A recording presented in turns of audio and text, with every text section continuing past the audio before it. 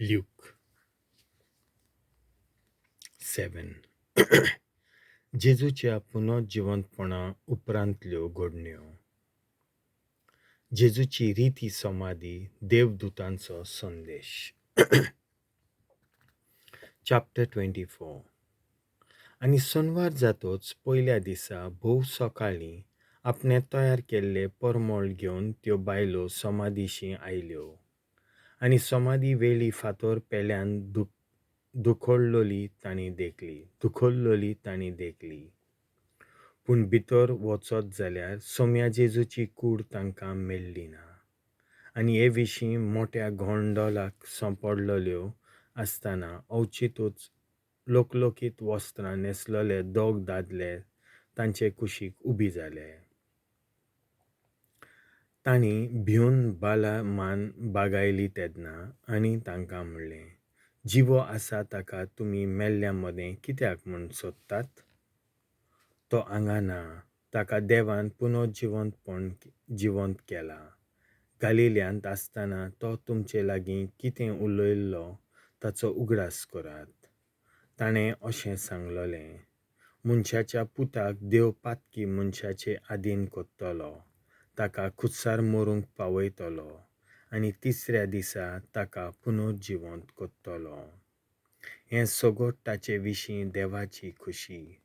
तेन्ना तांकां ताच्या उतरांचो उगडास आयलो. आनी समाधी सोशिल्यो परत वचून तांणी त्या 11 जाणांक आनी हेरां सोमेस्तांक हें सगळें कळीत केलें.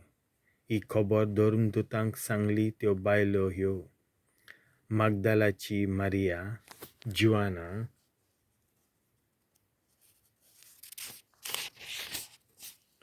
जाकोबाची आवय मारिया आनी तांच्या सांगाता आसल्यो त्यो हेर बायलो.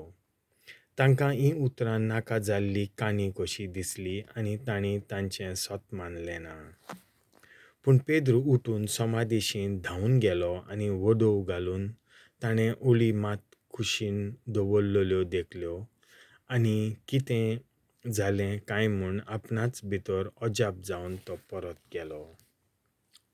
एमावसाचे वाटेर दोगां शिसांक जेजूचें दर्शन. त्याच दिसा अशें घडलें. तांचे भितरले दोग जाण जेरुजाल्या थावन सुमार 11 किलोमीटर पयस आसलेल्या एमावस नांवाच्या ग्रामांत वेताले. आनी ह्या सगळ्या घोडितांची गजाल एकामेका लागीं ते करीत आसले. आनी अशें जालें, ते एकामेका लागीं उलोवन चर्चा करता आसतना खूद जेजू लागीं सरून तांचे बरोबर चलूंक लागलो. पूण तांणी ताका वळखना जावंक तांच्या दोळ्यांचेर साय कशी आयली. ताणें तांकां म्हणलें, वाटेर चलतना एकामेका लागीं तुमी कोत्तात त्यो गजाली कसल्यो? ते थांबले. तांचें तोंड चिंतेस दुखेस जालें. क्लेओपास नांवाच्या तांतल्या एकल्यान जाप दिवन म्हणलें, जेरुजाल्यांत ह्या दिसांनी घडलां ताची खबर नासलेलो तूं एकलोच हांगा यात्रेकार कितें? ह्या उतराक ताणें म्हणलें, कितें घडलां? तांणी ताका म्हणलें, नाजारेतकारा जेजू विशीं घडलां तें. देवा आनी आख्खे पुर्जे मुखार कोडण्यांनी तसो उतरांनी पदवेन बोल्लोलो प्रवादी तो आसलो. आमच्या मुखेल याजनीकांनी आनी वडिलांनी ताचेर मन्नाचें फर्मण मारूंक ताका धरून दिलो आनी खुर्सार मारलो. तर इस्रायलाक सोडयतलो तो होच म्हूण आमी रावताल्यो. तितलेंच न्हय, ह्यो सगळ्यो वस्तू घडल्यार आयज तिसरो दीस. त्या भायर आमचे भितरल्या कांय बायलांनी आमकां घाबरायलीं. उजवाडाचे आदीन तांचे समाधीशीं त्यो गेल्यो, पूण ताची कूड तांकां मेळ्ळी ना. थंय आपणाक देवदूतूय दिश्टी पडले आनी तो जिवो आसा अशें ते सांगतात म्हूण परत येवन तांणी आमकां खबर दिली. देखून आमचे बरोबरचे कांय जाण समाधीशीं गेले आनी बायलांनी सांगलोलें तशेंच तांकां मेळ्ळें. तो मात दिश्टी पडलो ना. तेन्ना ताणें तांकां म्हणलें, कितें म्हूण घोळये तुमी? प्रवाद्यांनी सांगलोलें तितलें सत मानूंक कितले म्हूण जोड मोनाचे मनीस तुमी. देवाचे खुशे प्रमाणे क्रिस्तान हें सगळें सोंसचें आनी अशें आपले मोहिमेंत प्रवेश करचो म्हूण नकलो आसल्यात तुमी. मागीर मोइजेसा आनी सगळ्या प्रवाद्यां मेरेन आपणाक लागतात तितलेय शास्त्राचो अर्थ तो तांकां सांगूंक लागलो. इतल्या मनसोर आपूण वेताले त्या ग्रामा लागीं ते पावले आनी जेजून आपूण फुडें वेताशें करून दाखयलें. पूण तांणी परतून म्हणलें, आमचेशीं राव तर सांज जायत आयली आनी दीस दारीर पडचो जालो. आनी तो तांच्या सांगाती रावूंक भितर गेलो.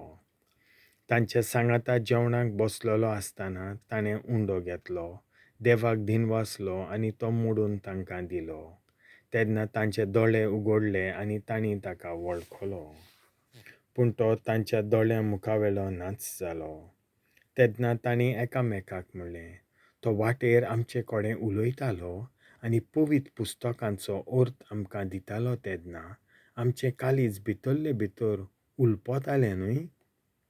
आनी त्याच वेळार उठून ते जेरुजाल्याक परत गेले आनी 11 जाण आनी तांच्या सांगाता एकटवलोलीं आसलीं तीं तांकां मेळ्ळीं. हांणी त्या दोगांक सांगलें, सोमी खरोच पुनर्जिवंत जाला आनी सिमावांक दिश्टी पडला. आनी तांणी दोगांयनी वाटेर घडलोल्याची खबर दिली आनी कशे भाशेन उंडो मोडटा आसतना आपणें ताका वळखलो तें सांगलें.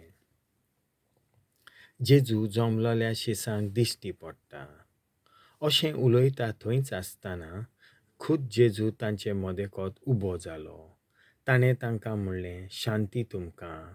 घाबरून आनी भिवन आपूण पळयतात तो एक भूत म्हूण तीं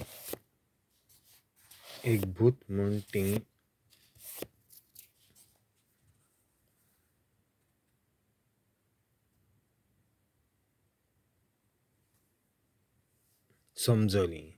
पूण ताणें तांकां म्हणलें, तुमी घाबरल्यात कित्याक? आनी असले दुबाव तुमच्या मनांत उपरासतात ते कित्याक? म्हजे हात पांय पळयात तर हांवूच तो. सांसपून पळयात म्हाका मांस आनी हाडां आसात म्हूण तुमी देखतात तशें भुताक आसनात. अशें उलोवन ताणें आपले हात आनी पांय तांकां दाखयले. खुशालकायेन भरोन तीं अजून दुबावतालीं आनी इतलीं थटाकलोलीं देखून ताणें विचारलें, तुमचे कडेन हांगा कितें तरी खावंक आसा? तांणी ताका भाजलोले मासलेचो कुडको दिलो. तो ताणें तांचे उजीर केलो आनी ताणें तांकां सांगलें, तुमचे सांगातीन हांव आजून आसलों तेन्ना हांवें तुमकां सांगलोलें तें हेंच. मोइजेसाची समूत, प्रवादी आनी स्तोत्रां हातून म्हजे विशीं जें बरयल्लें आसा तें सगळें देवाचे खुशे प्रमाणे संपादन येवचें आसलें. मागीर शास्त्राचो अर्थ समजूंक ताणें तांची मोत उक्ती केली आनी तांकां म्हणलें, बरयल्लें आसा तें अशें, क्रिस्त कश्ट मरोन सोंसतलो, तिसऱ्या दिसा तो mel'leamंतलो पुनर्जिवंत जातलो आनी जेरुजाल्या थावन सुरू करून ताच्या नांवान जिवीत बदलप आनी पातकांचें बोगसणें सगळ्या परजांक परगट जातलें. तुमी ह्या घडण्यांची साक्षी दिवंक जाय. पळयात, म्हज्या बापान बासायलां तें हांव तुमचेर धाडचो आसा.